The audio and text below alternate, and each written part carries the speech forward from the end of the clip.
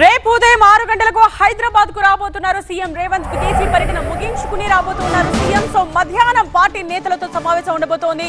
తాజా రాజకీయ పరిణామాలు అలాగే కొండా సురేఖ చిన్నారెడ్డి వ్యవహారంపై కూడా చర్చిస్తారు. మంత్రి సురేఖపై చర్యలకు ఒకవైపు నేతలు పట్టుబడుతున్నారు. ఇప్పటికే మీనాక్షి నటరాజన్ కూడా రంగంలోకి దిగారు. పార్టీ లైన్ ఎవరు దాటినా చర్యలు తప్పవని ఇప్పటికే పీసీసీ చీఫ్ కూడా సంకేతాలు ఇచ్చారు. ఈ నేపథ్యంలో సురేఖపై చర్యలు ఎప్పుడు తీసుకుంటారనే దానిపైనే ఉత్కంఠ కొనసాగుతోంది.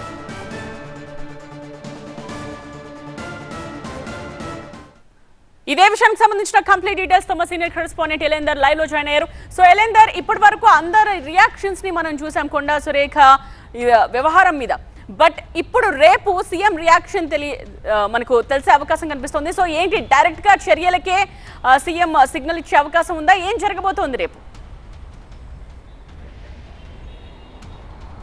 సో ప్రస్తుతానికి పార్టీలో జరుగుతున్నటువంటి వ్యవహారం అంతా చూస్తే తప్పకుండా చర్యలు ఉంటాయి అనేది మాత్రం చాలా స్పష్టంగా కనిపిస్తుంది. దీనికి సంబంధించి ఇప్పటికే ఎమ్మెల్యేలు కావచ్చు, సీనియర్ మంత్రులుగా అంతా కూడా చర్యలు తప్పకుండా తీసుకోవాలి. ఫస్ట్ పార్టీ, ఆ తర్వాతే ఎవరైనా అనే అంశాలని చాలా స్పష్టంగా నాయకులంతా కూడా ప్రస్తావిస్తున్నటువంటి పరిస్థితి. సో ఏదైనా ఇంటర్నల్గా ఇష్యూస్ ఏమైనా ఉంటే, ఏమైనా ఇబ్బందులు తలెత్తితే పార్టీ లైన్లోనే ఇంటర్నల్గా మనం మాట్లాడుకోవాల్సి ఉంటుంది. కానీ వేదికలపైన మాట్లాడడం సరికాదు. సో పార్టీ లైన్ దాటితే ఎవరిపైన వేటు తప్పదు అనేది మంత్రులు చాలా సీరియస్గా కామెంట్ చేస్తున్నారు. దీనిపైన ఇప్పటికే రియాక్ట్ అయినటువంటి పీసీసీ చీఫ్ కూడా అదే విషయాన్ని చాలా స్పష్టంగా చెప్తున్నారు. ఎవరైనా పార్టీ లైన్ దాటితే ఎంతటి వారైనా, ఇప్పటికే గతంలో పార్టీ లైన్ దాటిన వాళ్ళ పెద్ద నాయకులందరినీ కూడా మనం కోల్పోయిన పరిస్థితిని కూడా ఉదాహరణగా చూపిస్తూ ఇప్పుడు కూడా తప్పకుండా చర్యలు తప్పవు అని సంకేతాలు అయితే ఇస్తున్నటువంటి పరిస్థితి కనిపిస్తుంది. సో చూడాలి, రేపు ఉదయం వచ్చిన తర్వాత మధ్యాహ్నం తర్వాత పార్టీ ముఖ్య నాయకులతో, పీసీసీ చీఫ్తో, ఇన్ఛార్జ్తో మీటింగ్ ఉంది కాబట్టి సీఎం రేవంత్ రెడ్డి పొద్దున వస్తారు. సో మధ్యాహ్నం మీటింగ్ తర్వాత చర్యలు ఎట్లా ఉంటాయి, ఎలాంటి చర్యలు ఉంటాయి, ఎప్పుడు ఉంటాయి అనే అంశాలకు సంబంధించి పూర్తి క్లారిటీ వచ్చే అవకాశం అయితే కనిపిస్తుంది.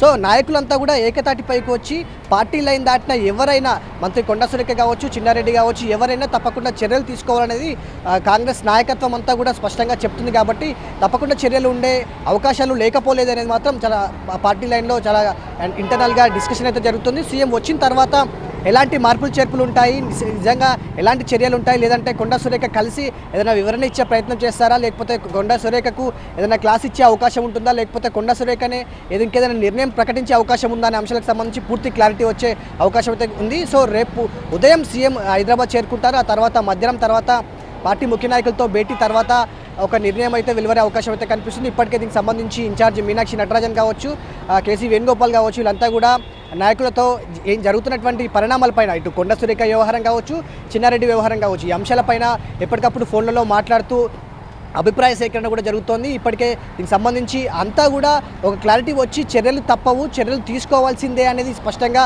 వినిపిస్తున్నటువంటి నేపథ్యంలో ఎలాంటి నిర్ణయం ఉంటుంది అనేది మాత్రం కొంత ఉత్కంఠగానైతే కనిపిస్తుంది కాంగ్రెస్ పార్టీలో.